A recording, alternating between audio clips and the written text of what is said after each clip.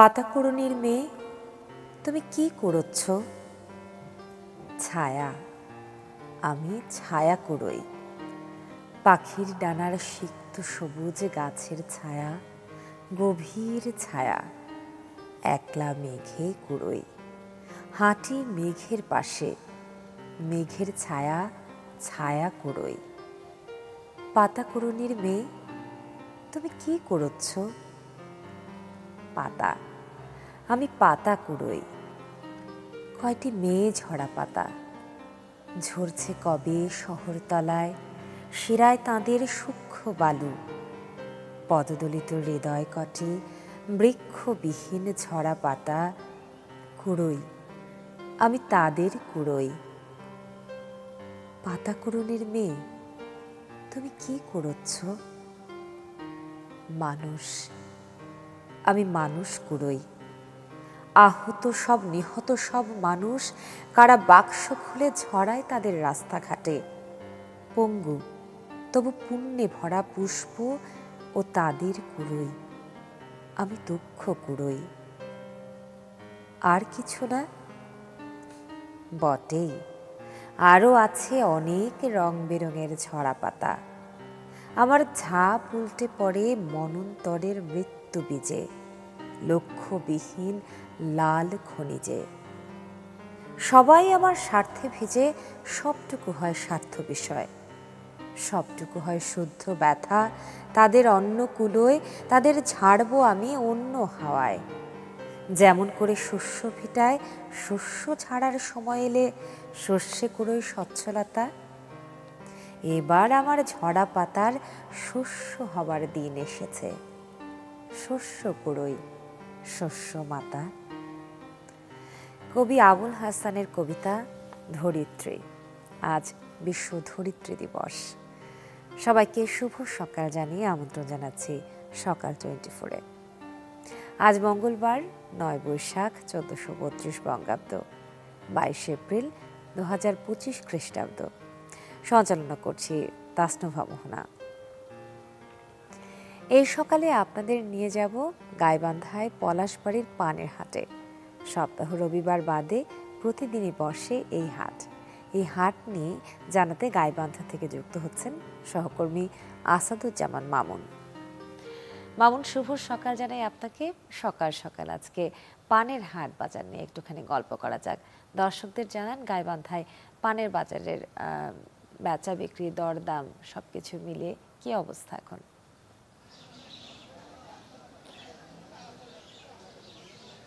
হ্যাঁ তাসরুফা, আমি এই মুহূর্তে দাঁড়িয়ে আছি গাইবান্ধার পলাশবাড়ির ছোট শিমুলতলার, যেটা উত্তরবঙ্গের মধ্যে সর্বোচ্চ বড় একটা পান হাট।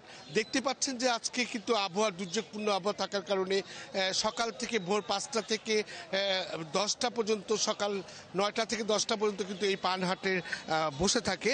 তো এই দুর্যোগপূর্ণ আবহাওয়ার কারণেও কিন্তু আজকেও বসে আছে। যে এখানে যে পলাশবাড়ি পৌরসভার পান চাষী কল্যাণ সমিতির উদ্যোগে এই ছোট শিমুলতলা পলাশবাড়ির পানহাটিটা বসে। এখানে আমি দেখাতে চাই যে আপনাকে যে এখানে কিন্তু সকাল থেকে ভোর 5টা থেকে শুরু করে আপনার এই পানহাটের মধ্যে মানুষজন বিভিন্ন দূর দূরান্ত থেকে, যেমন বগুড়া, দিনাজপুর, গাইবান্ধা, পলাশবাড়ি, তারপরে দিনাজপুর, নীলফামারী, রংপুর, লালমনিরহাট, কুড়িগ্রাম জেলা থেকে কিন্তু এখানে পান চাষিরা, ক্রেতা বিক্রেতারা কিন্তু আসে। তো আমি এখানে যেটা জানতে পেরেছি যে এখানে রবিবার বাদে সপ্তাহের বাকি 6 দিন কিন্তু পান কেনা বেচা হয়। এখানে দূর দূরান্ত থেকে পানের কিনতে আসে। এখানে যেমনটি আমি জানতে পেরেছি যে এখানে ছোট পান প্রতি বিড়া 15 টাকা থেকে 20 টাকা বিক্রি করা হয়। মাঝারি ধরনের পানটা প্রতি বিড়া 50 টাকা, এবং আপনার যেটা বড় ধরনের পান রয়েছে সেটা কিন্তু প্রতি বিড়া 150 টাকা দরে কিন্তু বিক্রি কেনা বেচা হয়। তো এখানে এই হাটের যে যারা রয়েছেন, এখানে যারা পান চাষিদের সাথে কথা বলে আমি যেটা জানতে পেরেছি যে এই পানগুলো তারা যে কেনা বেচা করতে আসে এখানে নিরাপত্তার ক্ষেত্রে আছে। এখানে তাদের কোনো ইজারা ঝুট ঝামেলা নাই দেখেই তারা কিন্তু এই পানটা কিনতে কিন্তু এই হাটে আসে। এবং এখানে জানতে পেরেছি যে তারা যে এখানে কেনা বেচা করতে কিন্তু নির্দ্বিধায় এবং নির্বিচ্ছিন্নভাবে কিন্তু আপনার হচ্ছে পানটা কিন্তু তারা কেনা বেচা করে। তো সেই ক্ষেত্রে আমি যেটা জানতে পেরেছি যে এই পান প্রতিদিন কিন্তু প্রায় ১.৫ লক্ষ টাকার কেনা বেচা হয়, তবে কখনো কখনো কিন্তু কোটি টাকারও অধিক এই পানের এই হাট থেকে কিন্তু কেনা বেচা হয়ে থাকে এবং বিভিন্ন জেলা থেকে এই পান হাটে এসে মানুষজন পান কেনা বেচা করে। আসাদুজ্জামান মামুন, গাইবান্ধা থেকে। মামুন, অসংখ্য ধন্যবাদ আমাদের সাথে যুক্ত হবার জন্য। আসাদুজ্জামান মামুন ছিলেন গাইবান্ধা থেকে এবং সেখানে সকাল সকাল পানের হাট বাজার নিয়ে কথা হচ্ছিল। আজকে শুরুতেই বলেছিলাম যে বিশ্ব ধরিত্রী দিবস আজ।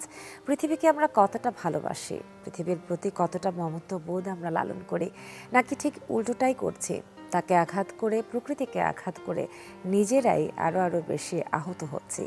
নদী ভাঙন নিয়ে কথা বলবো আজ। কুড়িগ্রাম থেকে যুক্ত করছি আমাদের সহকর্মী গোলাম মাওলা সিরাজকে, জানবো তার কাছ থেকে বিস্তারিত।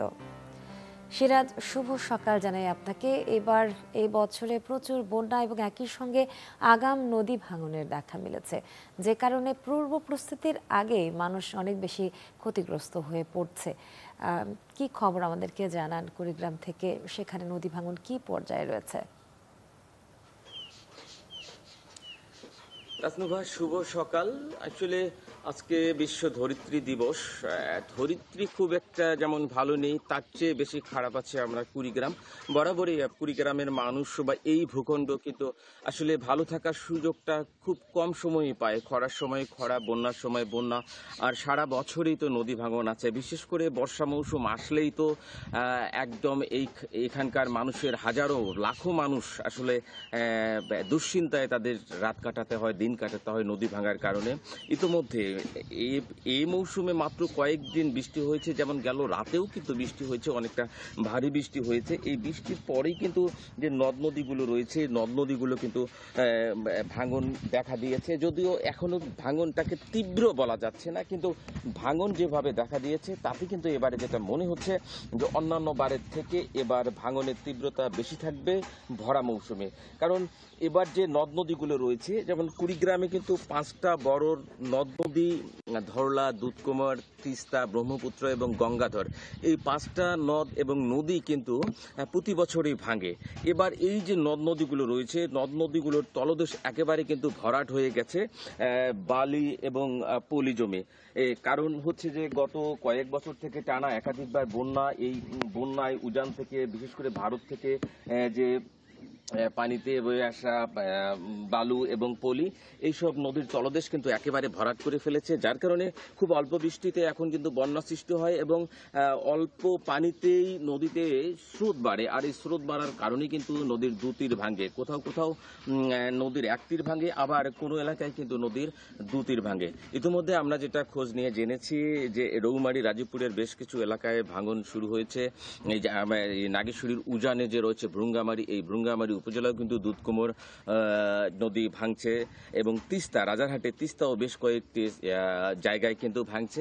আমরা পানি উন্নয়ন বোর্ডের সঙ্গে কথা বলেছি, তারা কিন্তু বলছে অন্তত 7 থেকে 8টা জায়গাকে তারা চিহ্নিত করে ইতিমধ্যে আপৎকালীন কাজ করবার জন্য বরাদ্দ চেয়ে পাঠিয়েছে। যদি বরাদ্দ পায় তারা কাজ করবে। তবে এবার মানুষ ইতিমধ্যেই মানুষের যে কপালে চিন্তার ভাঁজ পড়ে গেছে, অনেকে কিন্তু রাতের ঘুমটাও নষ্ট হয়ে গেছে এই নদী ভাঙার যে চিন্তা, এই চিন্তার কারণে।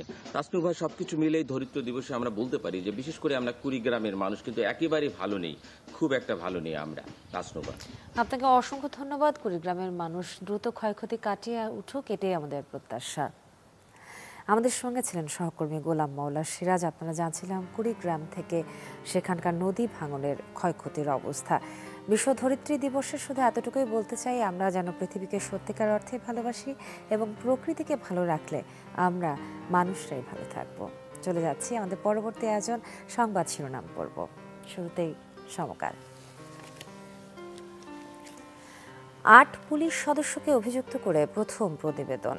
আন্তর্জাতিক অপরাধ ট্রাইব্যুনাল ডিএমপির সাবেক কমিশনার হাবিবুর রহমান গুলি নির্দেশ দেন। জুলাই অভ্যুত্থানে চানখারপুল হত্যাকাণ্ডে শিগগির আনুষ্ঠানিক অভিযোগ দেওয়া হবে। এমপিওভুক্ত 5.25 লাখ শিক্ষকের বোনাস বাড়ছে। পাশেই মাটি, পানি, খাবার থেকে দেহে ঢুকছে প্লাস্টিক। বিশ্ব ধরিত্রী দিবস সম্পর্কিত একটি শিরোনাম।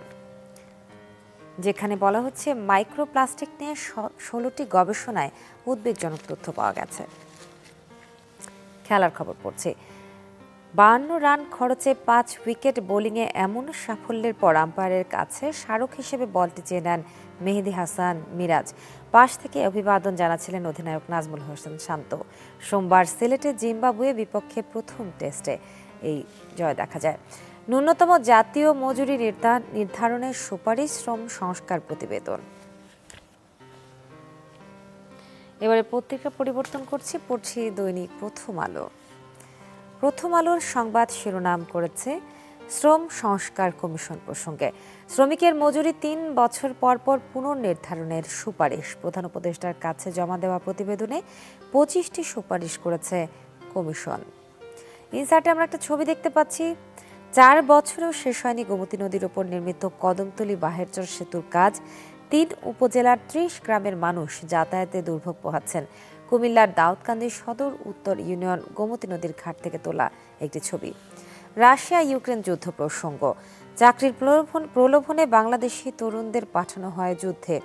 দুজনের নাম বলা হচ্ছে আফজাল হোসেন এবং অয়ন মণ্ডল। নিবন্ধন চায় 65 রাজনৈতিক দল, বেশিরভাগ নাম সর্বস্ব। নির্বাচন কমিশন আরও 46টি রাজনৈতিক দল নিবন্ধনের আবেদন করতে সময় চেয়েছে। ইসি 2 মাস সময় বাড়িয়ে দিয়েছে। এদিকে ভ্যাটিকান সিটিতে ক্যাথলিক ধর্মগুরু পোপ ফ্রান্সিস আর নেই। 2013 সালে পোপ নির্বাচিত হন ফ্রান্সিস। ক্যাথলিক গির্জার বেশ কিছু উদারনীতি ও সংস্কারের জন্য তিনি স্মরণীয় হয়ে থাকবেন। সেই সঙ্গে প্রথম আলোতে আজকে থাকছে নকশা। কেউ সংগ্রহ করতে চাইলে দৈনিক প্রথম আলো সংগ্রহ করে নেবেন। এবারে পড়ছি দৈনিক কালের কণ্ঠ। আংশিক নয়, পুরো সত্য। ভিন্ন পেশার মোড়কে মাদক ব্যবসা। ইয়াবার ব্যবসা বেড়েছে, যোগ হয়েছে কয়েকশো নতুন ব্যবসায়ী। সীমান্তে আইন শৃঙ্খলা বাহিনীর কিছু সদস্য জড়িত। নৌপথে মাদক পাচারের সক্রিয় রোহিঙ্গারা।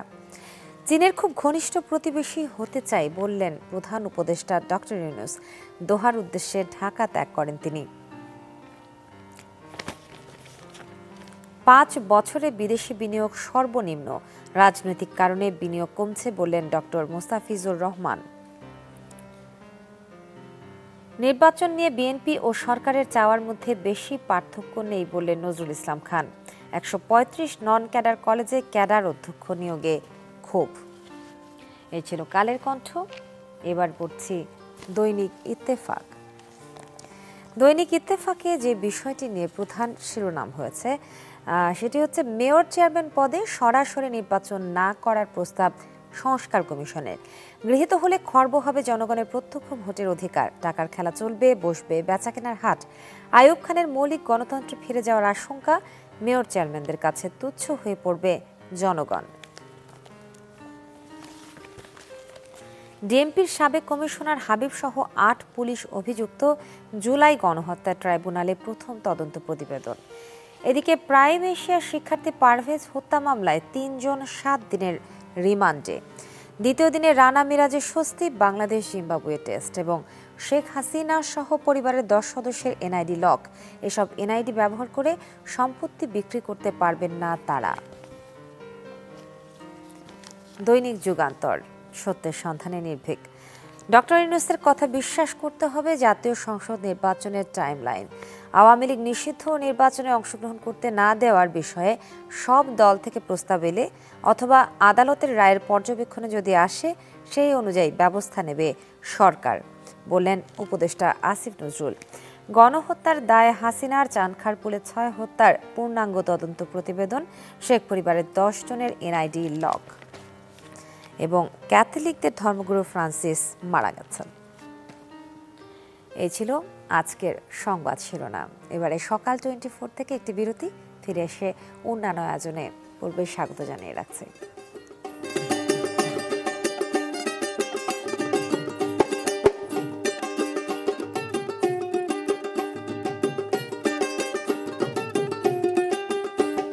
আরও একবার আমন্ত্রণ সকাল 24-এ। সঞ্চালনা করছি তাসনুভা মোহনা। সকালের বাজার পরিস্থিতি জানাই আমরা কম বেশি প্রায় প্রতিদিনই। আজ নিয়ে যাচ্ছি নারায়ণগঞ্জে। সেখান থেকে সকাল সকাল আমাদের সঙ্গে যোগ দিচ্ছেন সহকর্মী আহসান সাদিক। তার কাছ থেকে চলুন জানবো নারায়ণগঞ্জের বাজার পরিস্থিতি। সাদিক, শুভ সকাল আপনাকে। দেখতে পাচ্ছি মাছ বাজারে রয়েছেন নারায়ণগঞ্জের। মাছ বাজারের পরিস্থিতি কম বেশি প্রতিদিনই দেখা যায় যে ওঠানামা করছে দরদাম, এবং আজকে যে দরদামটি থাকে কালকে হয়তো সেটি থাকে না। এই জন্য আমরা যারা ক্রেতা রয়েছে তারা একটু টালমাটাল অবস্থায় পড়ি। তাই সকাল সকাল নারায়ণগঞ্জের বাজার পরিস্থিতি জানবো। শুধু মাছ বাজার নয়, আশেপাশের সামগ্রিক বাজারের দরদাম কীরকম, বেচা বিক্রি কীরকম এবং ক্রেতা বিক্রেতার সম্পর্কটা আজ কোন পর্যায়ে রয়েছে, বিস্তারিত জানাবেন। শুভ সকাল তাস্তুবা। ক্রেতার বিষয়টি জানাই তাহলে কিন্তু যে বিক্রেতা যারা রয়েছেন তারা বলছে, বা আমরা বিগত সময়ে বাজারে এসে যে চিত্রটি দেখেছি কিছুটা ঘাটতি রয়েছে, ক্রেতার সংখ্যা কমই বলা যায় এখন। আর আমি যেখানে আছি নারায়ণগঞ্জের একটি অন্যতম মাছ বাজার, এই ৩ নং ঘাট এলাকা।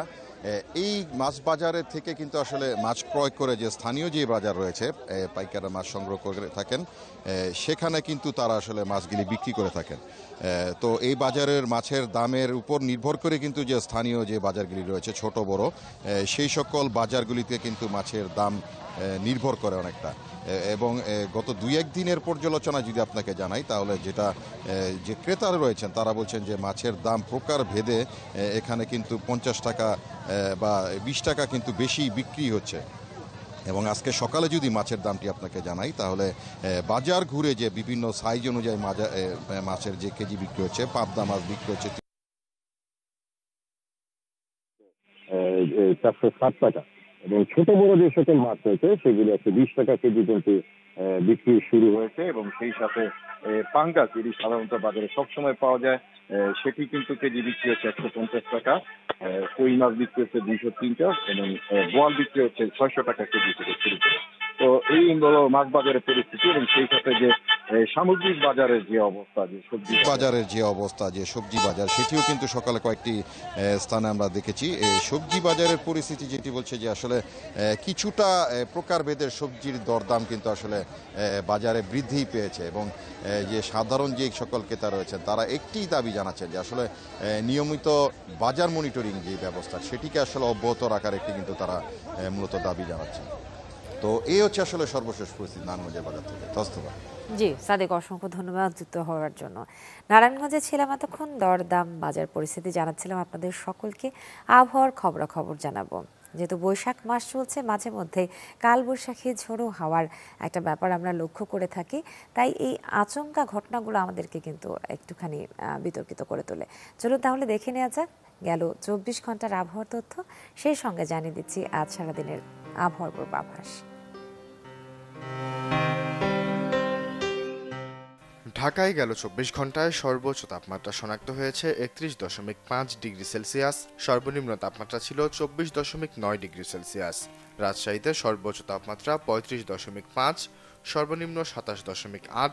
রংপুরে সর্বোচ্চ তাপমাত্রা ৩২.৩, সর্বনিম্ন ২৪.৫। ময়মনসিংহে সর্বোচ্চ তাপমাত্রা শনাক্ত হয়েছে ৩০ ডিগ্রি সেলসিয়াস, সর্বনিম্ন তাপমাত্রা ছিল ২৩.৯ ডিগ্রি সেলসিয়াস। সিলেটে গেল ২৪ ঘন্টায় সর্বোচ্চ তাপমাত্রা শনাক্ত হয়েছে ৩৩.২ ডিগ্রি সেলসিয়াস, সর্বনিম্ন তাপমাত্রা ছিল ২৩.৭ ডিগ্রি সেলসিয়াস। চট্টগ্রামে সর্বোচ্চ তাপমাত্রা ৩১.৩, সর্বনিম্ন ২৪.২। খুলনায় সর্বোচ্চ তাপমাত্রা শনাক্ত হয়েছে ৩৫ ডিগ্রি সেলসিয়াস, সর্বনিম্ন ২৮।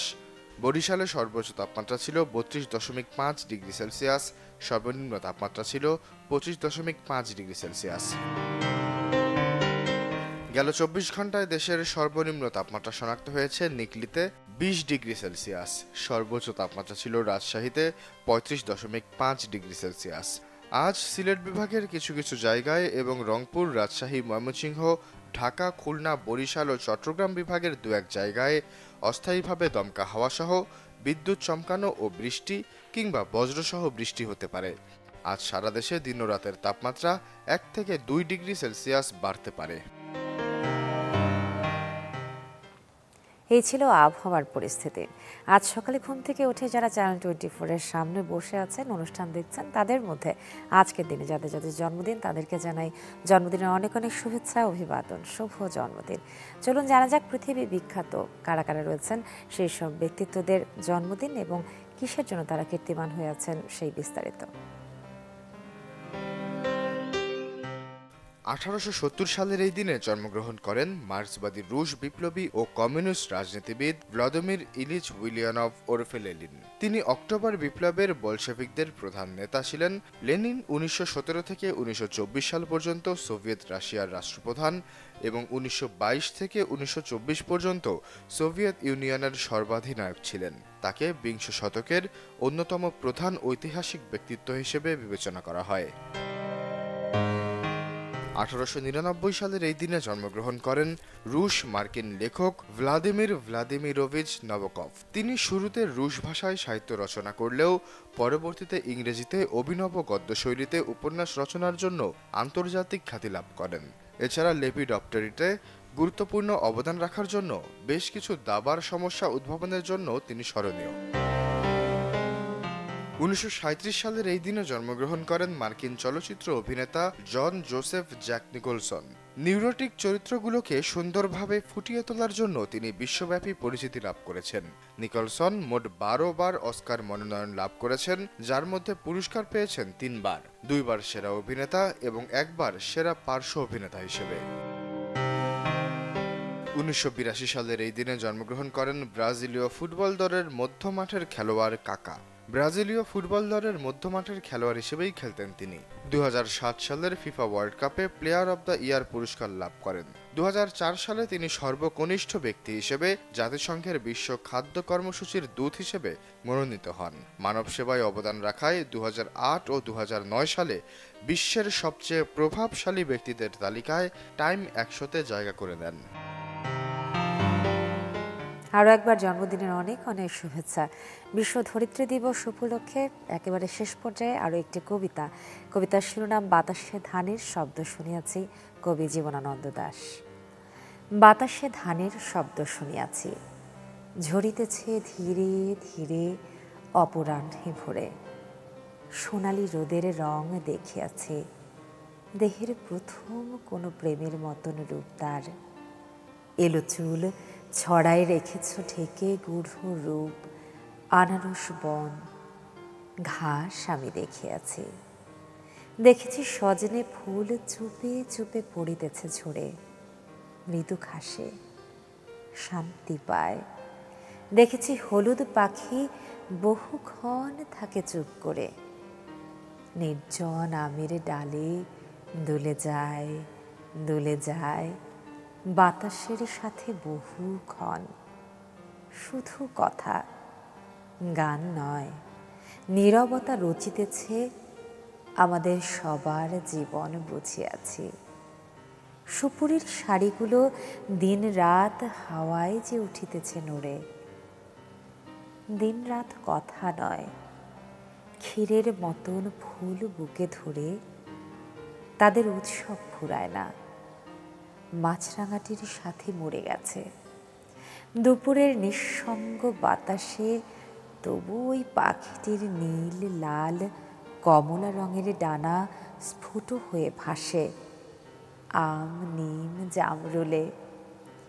প্রসন্ন প্রাণের স্রোত, অশ্রু নাই, প্রশ্ন নাই কিছু, ঝিলমিল ডানা নিয়ে উড়ে যায় আকাশের থেকে দূর আকাশের পিছু। চেয়ে দেখি ঘুম নাই, অশ্রু নাই, প্রশ্ন নাই, বট ফল গন্ধ মাখা ঘাসে।